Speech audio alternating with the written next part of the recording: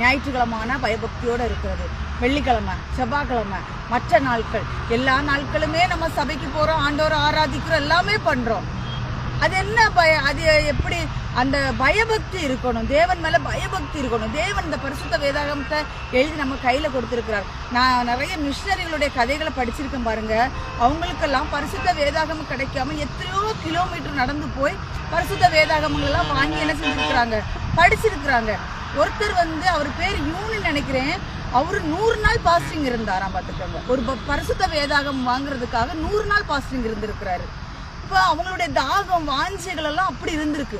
இப்போ எல்லாருடைய கையிலையுமே இயேசுவா பரிசுத்த வேதாகமத்தை கொடுத்துருக்குறாங்க. ஆனால் இதன்படி கை கொள்றதுக்கு சொற்ப ஆட்கள் தான் இருக்கிறாங்க. பயபக்தியோட கர்த்தருக்காக ஜீவனம் பண்றவங்க நிறையவே இருக்கிறாங்க.